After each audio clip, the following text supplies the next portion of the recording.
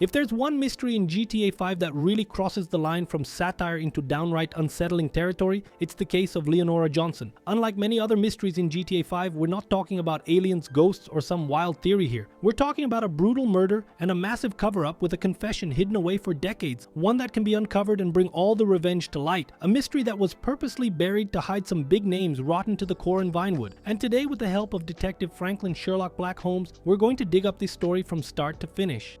First of all, it's important to clear one thing up. Leonora Johnson is not the ghost of Mount Gordo. This mix-up was very common in the early years of GTA 5, and for people who aren't familiar with the game, it's still easy to confuse the two. But these are two completely different mysteries. Leonora Johnson was born on August 29, 1952 in the American Midwest. Her father worked at a poultry farm and her mother worked on a dairy farm. A poor, simple family with no ties whatsoever to Vinewood. From a young age, Leonora was described as a quiet, fragile girl who also got sick often. However, there were comments from teachers saying she physically developed early, referring to her female body. But she was also naive and vulnerable, exactly the kind of person Vinewood tends to chew up. At 15, encouraged by her uncle, Leonora ran away from home apparently, and she went to Los Santos with a single goal: to become an actress. At first, she did what almost every aspiring actor did. She worked as a waitress, appeared in some commercials, small roles, until she landed her first big break in film. Her most well-known role was in the movie Run Runner, where she played a disabled prostitute. The film's reviews were brutal. They said she was just a pretty face with no real talent, but even so, that was enough to get her on the radar of several major directors. In 1975, Leonora was about to land her first major leading role in the movie The Many Wives of Alfredo Smith, but she never made it to the set. On January 17, 1975, an anonymous tip led the police to Landy Act Dam on the outskirts of Los Santos, where they found something that shocked the city. Leonora Johnson's body was washed, posed, and mutilated in a meticulously organized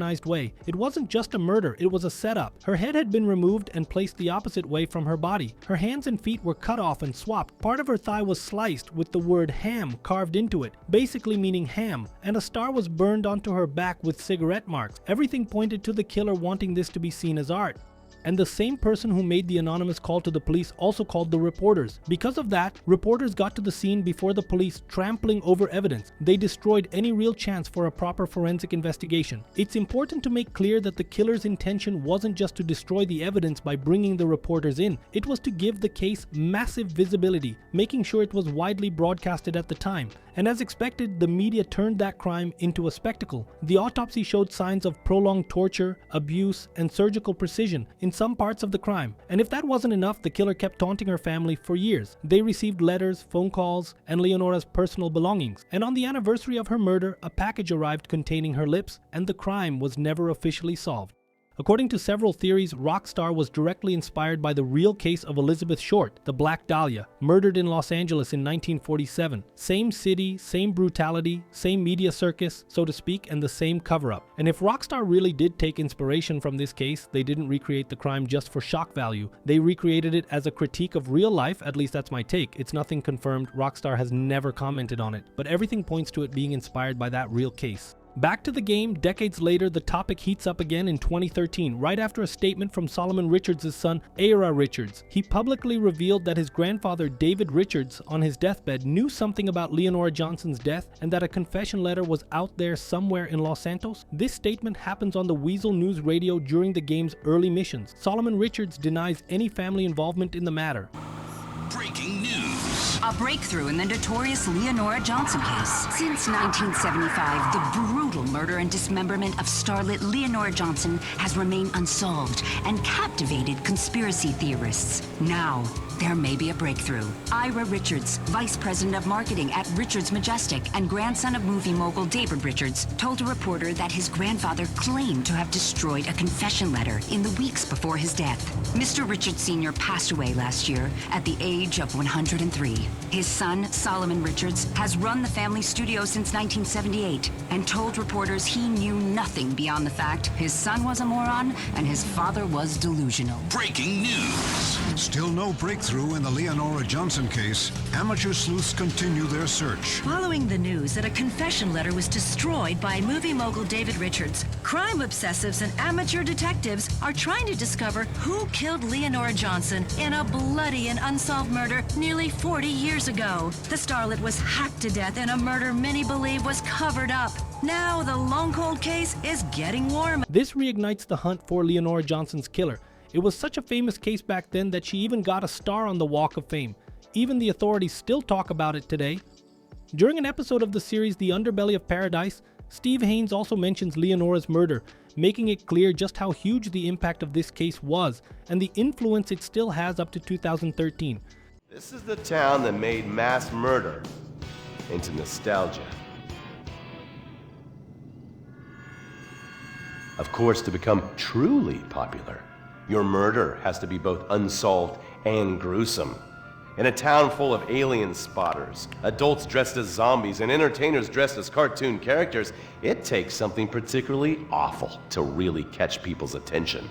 The famous unsolved murder of a Vinewood starlet is one such case. For years, horny nerds have wondered what happened to Leonora Johnson, and if they would have plucked up the courage to speak to her or kill her themselves. It's inspired filmmakers, writers, and copycat killers. Conspiracy theorists have blamed various celebrities, the mayor, the Soviets, short skirts, women's liberation, and hidden aliens embedded amongst us for the murder.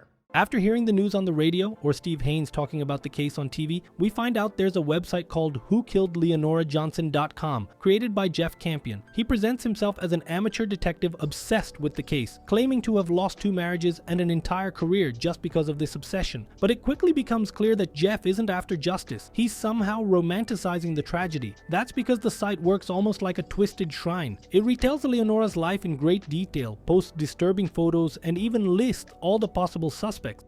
Among the suspects are Mitch Dexter, a violent actor who got involved with Leonora when she was still underage, Harold Johnson, who is Leonora's father. The description basically doesn't add up, right? He wouldn't have a real reason to kill her. Peter Dreyfuss, an eccentric, violent, drug-addicted director. He was the director of the movie Leonora was supposed to debut in before her death, that one called The Various Wives of Alfredo. Everett Rogan, an obsessive ex-boyfriend who had a restraining order against Leonora. Carly Farron, a transgender roommate, obsessed and trying to become Leonora at all costs, like with clothes and everything. Johnny Sutton, a janitor with intellectual disabilities who would be perfect to be used as a scapegoat. Just to be clear, what I'm saying here is exactly what the descriptions on the site say. Okay, David Richards, who was well known for making a lot of problems disappear with no one ever finding out how. Solomon Richards, who after the release of Run Runner publicly criticized her, saying some stuff. Betsy O'Neill, a woman who supposedly lost an acting role to Leonora in a movie. Jessica Barlin, who claimed to be Leonora's best friend but profited a lot from her death, even playing her in an adult film. And lastly, Jeff Campion, the guy who created the site, who said that like he could have been the killer because he lost his life and career over this. Anyway, it doesn't really make much sense. After visiting the site and uncovering everything about the case, 50 pieces of the letters that were scattered across the map, as suggested by Era Richards, can be found. And by collecting them all, the puzzle is solved with Peter Dreyfuss's confession letter. The letter is addressed to David Richards, who at the time was the head of Richards Majestic Studios and Solomon Richards' father. The letter, written by Peter Dreyfuss, reads as follows. My dear David, listen, I know you're a bit upset about your discovery of my little indiscretion, as the French would say, but I want you to understand it's just that, a little indiscretion. I fully agree with you, my actions were a bit inhumane, but that's not a bad thing. Inhumanity is the real watchword, the true currency, the lifeblood of the artist. My inhumanity makes me human, and it's because of it that I can speak to people with moral authority, both sinner and creator at the same time. I had to kill her, and I had to do it that way, the way that would hurt me the most, torturing her slowly and painfully, then sending keepsakes from our encounter to her family. And in the years that followed, I had to at times stir even more suffering in her family, just to prove how deeply I truly understand suffering and how I can represent it in the best way as an artist. But think about it, isn't it better for just one family to suffer so the world can be free to appreciate, learn from, and be purified justified by my masterpieces? Don't even bother answering. The answer is obvious, and if you get it wrong, then you're less of a man than I thought. But let's not waste time on trivial stuff. We're artists, my friend, the last of a dying breed. I fear the day you finally retire and Solomon takes over. Sure, I like the kid, but he's just an opportunist without passion, without the creative zeal you have. He's a cowardly moralist hiding in the body of a Vinewood degenerate. He doesn't understand why we act the way we do. Not because we can, but because we must. And that's the point. Some people use their position in this city for pleasure. Like sleeping with a bunch of young girls, torturing hitchhikers, or eating dogs could be fun. That's disgusting. I only do that to experiment, so my art is truer, deeper, more meaningful, and I believe you know that. I can't wait for you to read my new draft of Leard. I managed to cut out the cliches that ruin Shakespeare's plays and get to the core, the moment. That thing we talked about on that amazing night in Mexico when we paid prostitutes to stab each other. Anyway, I hope you and Rachel have worked through your issues. Can't wait to have dinner together again on Friday. You've always been an inspiration to me, from your dear friend Dreyfus.